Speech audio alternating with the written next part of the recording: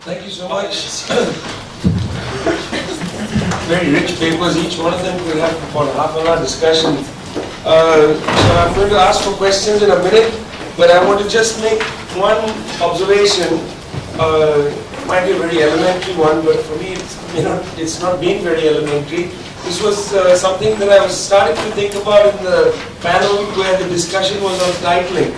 And I think today has returned in a different way. And I think just a theoretical distinction that I'd like to make, and then we'll take questions and people can come at it. The distinction is, Marx in Capital makes a very interesting distinction between the miser and the rational miser. And what he says is that the rational miser is the capitalist. The miser is somebody who takes a good, a commodity, and removes it from circulation.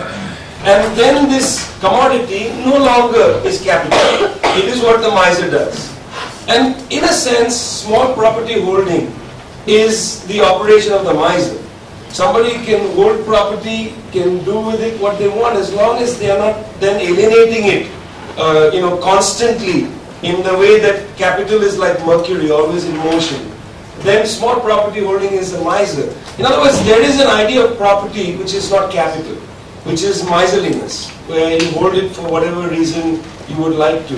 And then there is the rational miser, for whom a commodity can never stay in a stasis. It always has to be in motion. So if you have access to, say, land, the land is not what you want to hold. The land has to be alienated in order to make money. Therefore, it has to be, the money will come back into land, and then you will go on in perpetuity. In other words, there is a constant energy in alienating land. In other words, land is no more land, it's real estate. It's a question somebody had asked yesterday as well. So there's a very great distinction, I think, between the operation of the miser with property. And that's a very different kind of property than the property of the rational miser, who's the capitalist, who always seeks to alienate property for money and then continue that process in perpetuum. And I think in both days, people have often used the word property to refer to both the work of the rational miser and the miser. And I think maybe it's a good idea to stay a little bit with that distinction. Let's have some superb questions for these very rich papers. I think there's a microphone that should circulate.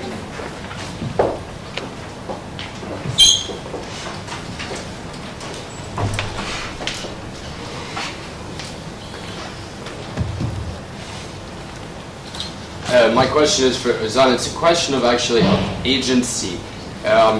We know about the Gece Kondular is that they were produced. You had these large networks of hemshire networks that helped to produce the Gece Kondular. And I'm curious, this process that's happening with Toki, what's happening to the networks that helped create the Gece Kondular? Were they co-opted into Toki? Are they resisting? This process? Are they being employed by Toki? I'd like to hear about that, perhaps. We'll take 3 questions at a time and bundle them together. Wherever the mic goes, that's who gets to ask the question. It's silly of me to point out things. Is there another mic, or shall we just use this as well? Yes. Yes, please. Yes, I have another question for Ozan, and I wanted to know the extent to which the Gulen movement is involved in a way or another in urban renewal, or more generally. I can't hear. Could you? Gulen movement. Oh, okay. The Gulen movement, yeah. Yes. And the extent to which it's involved in a way or another in urban renewal in Istanbul, and more generally the politics of property. And more generally? The politics of property. Sorry, I'm just getting old, really. No, you're not allowed don't say that.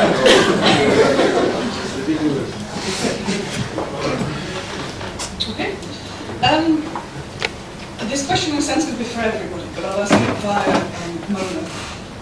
You could consider that what's happening in the south, and I'm sorry, I'm not going to try to pronounce the name, that's what's happening in the south of Beirut, is a kind of titling program carried out by a non-state agency.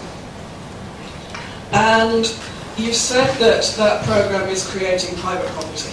But I think one thing we've all been forgetting for the last 2 days, most of the time, is that private property is very rarely the property of a single individual.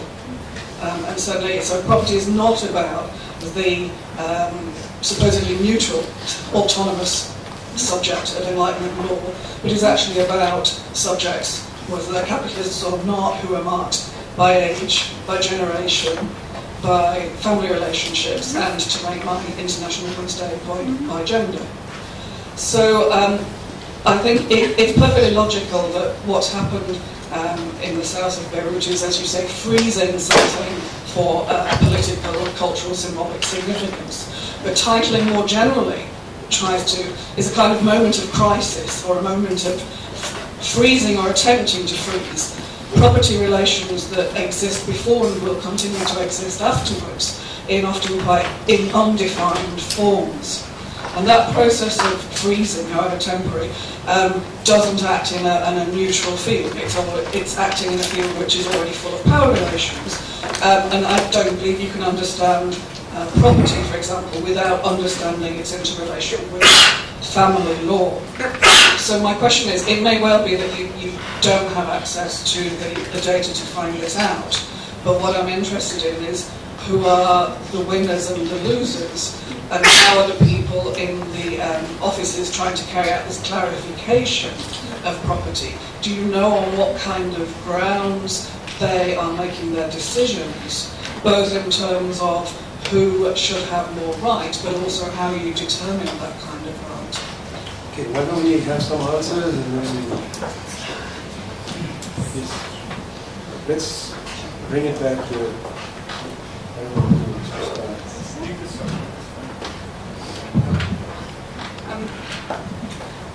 I'll keep brief. I agree with you that when I say that Hezbollah is trying to fix the neighborhood, I don't mean that it's able to fix it. I think that when you walk in the neighborhood today, you see tons of signs that say for sale, and so that already tells you that the flux is starting. And so even if they wanted to do something, it does not necessarily mean they're able to do it. I know that they were trying to bring the families to their offices and trying to negotiate with them ways in which they can clarify ownership, but I really don't know enough about it. I wish I did. It's a great question, but it's hard to get to that.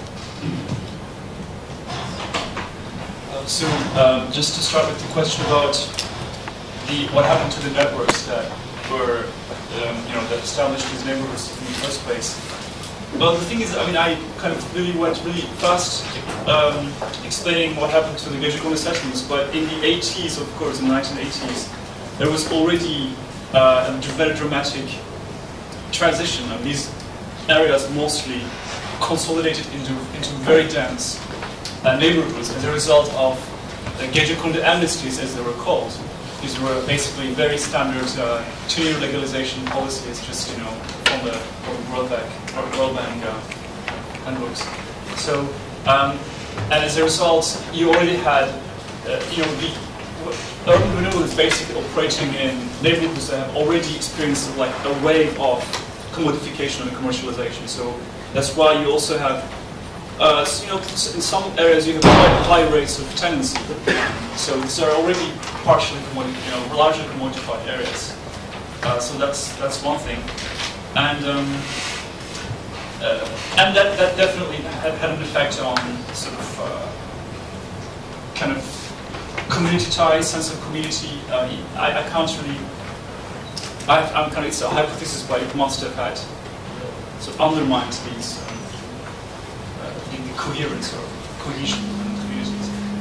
And about Gulen involvement in these neighborhoods, I have to say I don't think I can give a detailed answer on that, but because I looked at AKP's kind of networks, how they were sort of mobilizing their grassroots organizations to kind of keep a pulse on these urban renewal sites to ensure smooth operation of urban renewal projects.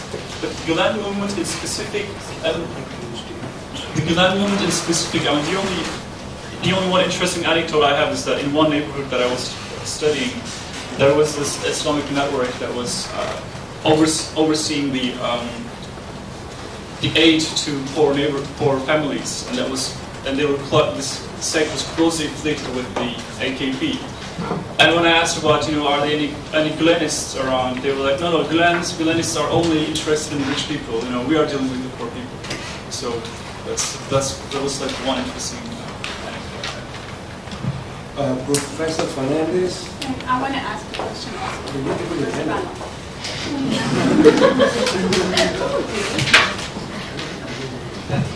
Thank you. I have a question for Nour as well.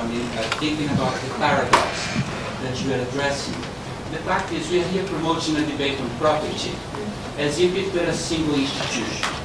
But in fact, in any legal system, you have different forms of property. You have intellectual property, industrial property, artistic property, financial property.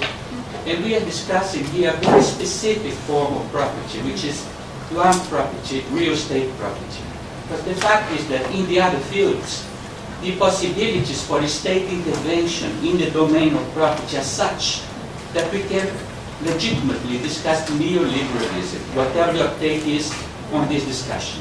But when it comes to this specific form, land property, real estate property, we haven't reformed classical liberalism. We are back to the 19th century, right? So this is important to understand why, land property still has this kind of, weight in this discussion. I suppose it's got to do not only with the ideological values, but also with the economic role played by this form of, property in our economy and culture and all that, right? So this is interesting also to see how, in context where you have perhaps more progressive and even radical governments trying to promote changes, structural changes. They think of Venezuela, Ecuador, Bolivia, right?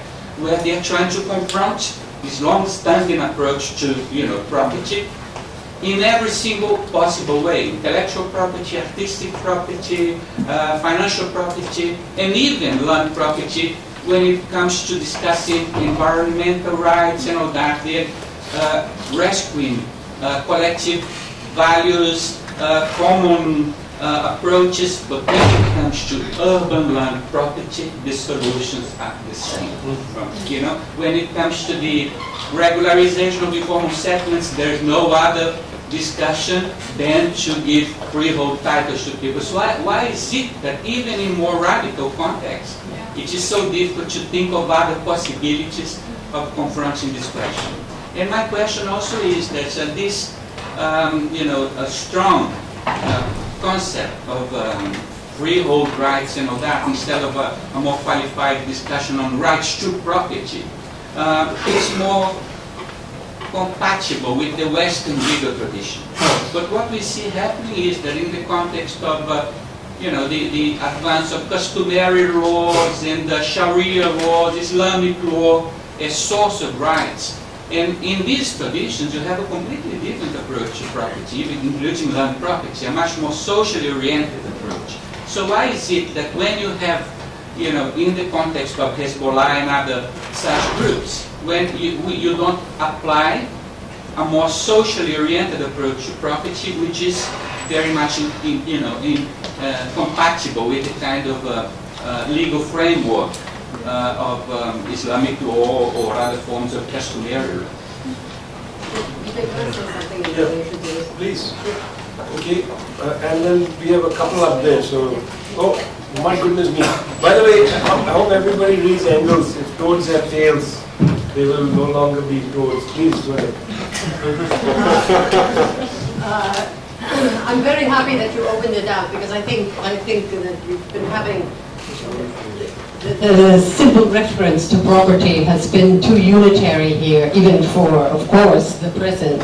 And I think that it is, I'm quite shocked by what is going on in the region in what are rural areas, and by the complete absence of no zoning for agriculture in this part of the world, for example.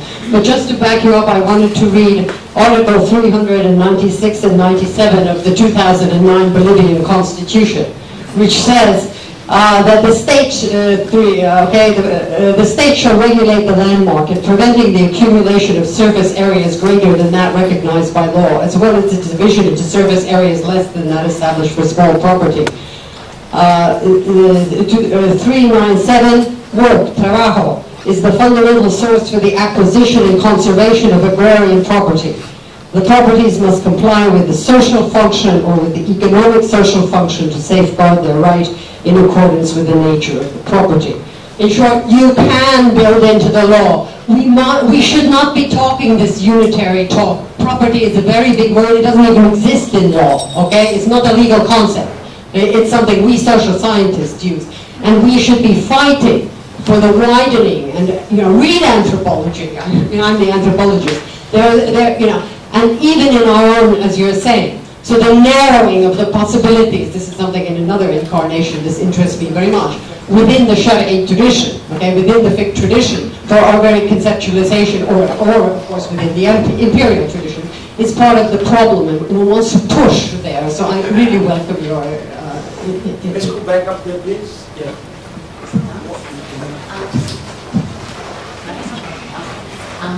Thank you. Very interesting presentations. I'd like to follow up on some of the issues that were raised, mainly about the right to property. What about the right to landscape, to nature? I mean, we are too focused on the city, its expansion, and what's happening, and we're forgetting what's the side effect to the region into which the city is pushing. And part of this is addressed. I mean, Martha spoke about Mirilo in the peripheries, and yesterday Aziz spoke about how the state overtook Mirilos and expanded the land ownership, and probably that set the trend to large-scale appropriation. But my question is really to the panel.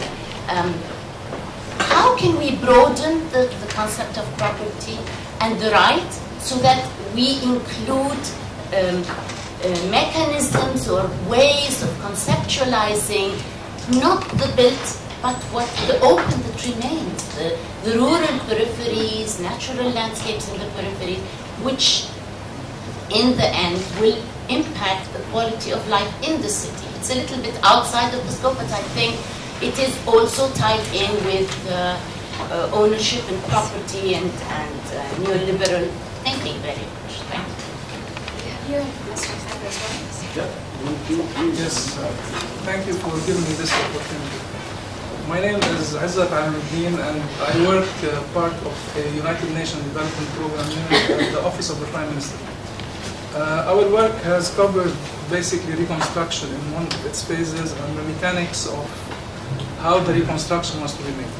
But I will start with one thing common to all presentations, that is the concession on land use. So the government usually is indicated in these presentations as against or with. But I would have liked to see more its relation first to the master plan of a country or a bigger region. Second, the land use is very important because most of the time the issues of having a good solution or not a good solution is relative. So you have so many maybe commercial aspect related, sometimes political aspects, sometimes religious aspects. And we have seen it recently in ownership and in return of certain lots to certain ownership. So this is one. Second, we have something else related to the capacities and the structure of the government. And I'm not talking to defend the government, but I come from this school also. I'm an architect long time ago and graduated from it. But what we look at is really to see the real needs, meaning decentralization. We have to see, like we have seen in the examples, that so many examples are seen as entities by themselves. Okay, they have criteria, but maybe we can learn more if we investigate more why these densities or high-rise buildings were suddenly needed, not only to low cost, but related more to more important facts of keeping a certain number of people in that area and creating more opportunities to sustainable economies of different aspects. Finally, I agree with my colleague, the lady or professor. So landscaping and open space and public space is a very sophisticated issue in Lebanon and worldwide. And it's becoming rare because the greedy developers are moving on all spaces. So if we are speaking of the capital or the city, yes, there are limitations, but we have to see the bigger picture. I will end my discussion in one word. Basically, when you see any project that is moving in the city, the mechanics and the bureaucracy found hinders the quick result-oriented issues that can seem visible to the people. So anytime you see a road that needs to be continued, suddenly you find a community is speaking out for the heritage, for the culture. They are right. But unfortunately, in other cases, they are nagging about traffic. They are nagging about pollution. They are nagging about no green space. So this is a very complex issue. So in my opinion, in Lebanon, it has been moving in good, sometimes good directions, but unfortunately the general public or the politicians don't make a good point of presenting what's needed to be presented, so that the people will be really aware of what's really happening in terms of master planning and structure. Thank you. Okay, the final question will be Professor Haret.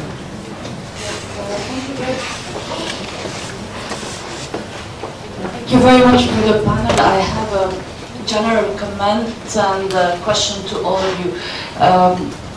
I think the paper by the group working on the spatial transformations and rural villages is really fascinating for this city debates and how it brings the importance of methodologies of doing research and mobilizing the tools of law, anthropology, and history specifically. I think what you brought in the presentation was quite important for our understanding of how to integrate understandings of property with planning. And my question is, to what extent do we know what you're working on today, this documentation of how a place changes over time and its regimes of land and property, how they transform over time and become what you've shown us?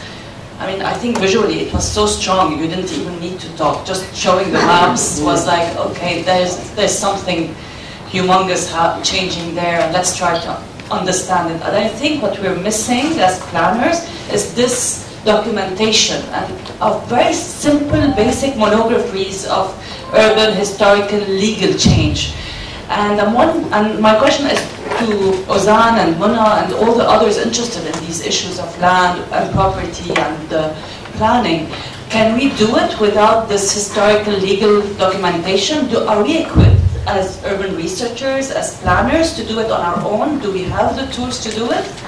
And if we don't, how can we think about doing it in more multidisciplinary teams? Like, I think you're presenting a very interesting model to what you're doing, and in a comparative way, is there something to learn about what's happening elsewhere?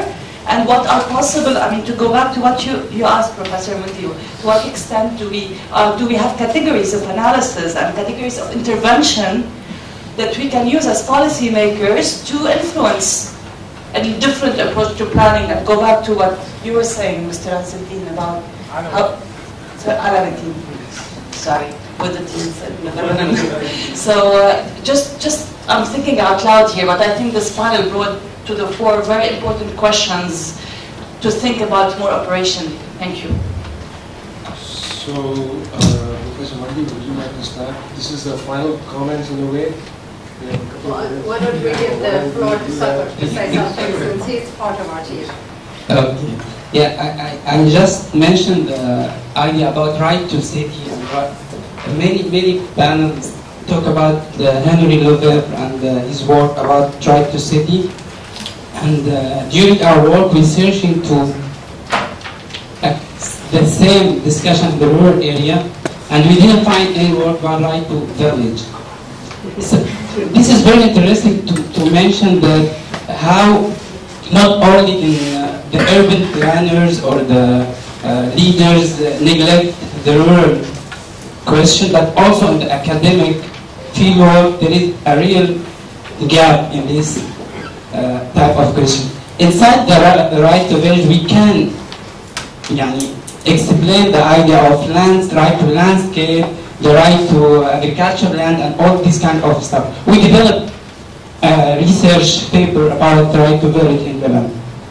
Another thing about the methodology, actually we developed a multidisciplinary teamwork with anthropologists, geographer, agronomist, and sociologist or ethnographer, and we try to develop.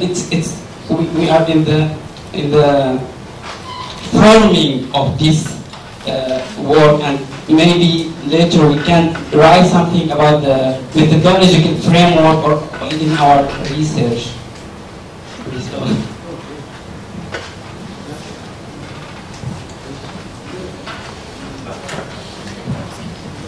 So I think I'll try to combine everything in response, and maybe the right to the city is a good place to start, because I mean, another kind of provocation by Lefebvre was, of course, when he wrote the book The Urban Revolution, he also proposed that the whole world is urbanized. You know, there's no outside to it. So he basically, the examples he used include, holiday homes, infrastructure, and all kinds of, extensions of the city, basically. So, and he kind of shifts attention from the city per se, as a settlement space, to urbanization of territory in a way, like in a more general sense. Yes, of course, exactly. So, I think that's another aspect that we need to focus on, because, I mean, Lefebvre's urban revolution thesis has two components. The first component is about, the sectoral shift in the economy, whereby production of space itself becomes part of the value generating circuit of capital accumulation, in addition to production of things in space. So, but then the second dimension is, of course, the extension of urban tissue, and I think the case study that we provided is just a wonderful illustration of that, how so the rural just almost disappears, right? It's just you cannot really the whole terminology just sort of falls apart. So I think maybe thinking through Lefebvre again, that could help us also tease out these interesting transformations. And again, perhaps speaking from Turkey, right now I'm working with a colleague. We're sort of trying to connect rural and urban transformations and the conflicts thereof, especially fights around water and the transformation of rural landscapes. And one interesting theme, kind of phrase in Turkish that is useful for us is I don't know if anyone understands, it's yaşam alanları, which is very close to commons, but it's kind of different because literal translation is, well, it's not very sexy, it's living spaces, I guess, that's sort of the literal translation. So I think, focusing on those kind of, maybe some new conceptual experiments could help us address these kind of dichotomies of rural urban, which is dissolving anyway.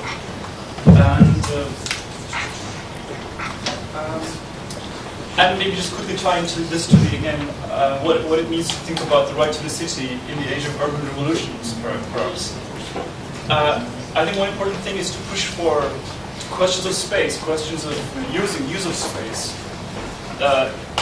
bringing those to the center of political debate itself, which is, I think, slowly happening now. Especially in Turkey, I can definitely see a certain shift in the political discourse. Now, questions about who intervenes in this kind of coastal area, who does this project in the in the forest area. That's kind of become part of the debate, and I think that's sort of a healthy direction. And I think that should kind of become more prominent.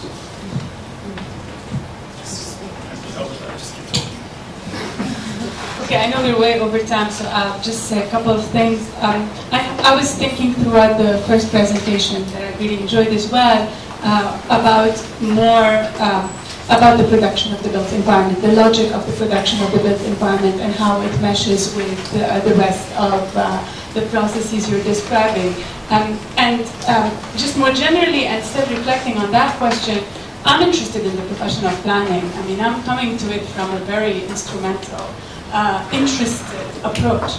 And I'm interested in advancing that profession. And it's a profession that rests on a notion, a premise, which is very lacking in my context, which is a we, an us, in the name of which then concessions can be made and planning can happen. And to me, that we, whether it's an agricultural commons, whether it's pollution, whether it's traffic congestion, that we has to materialize in something, which in our neoliberal context, especially in Lebanon, where we haven't had a government for a year, is not a we. So the typical we that usually sustains planning, which is the state, is not here. And so we're thinking of another we, which is a market logic. And that market logic pumps in real estate and produces the city we have.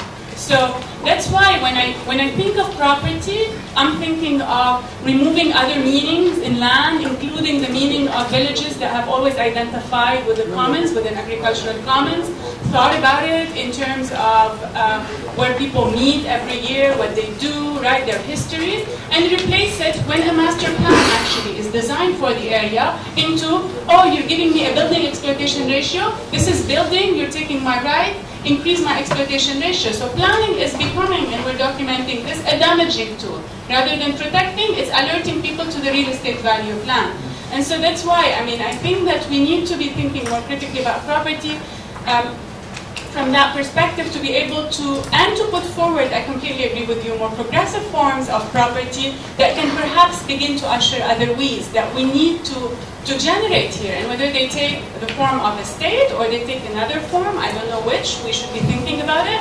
I think it's important that we push that. Well, it's time for coffee. Thank you so much.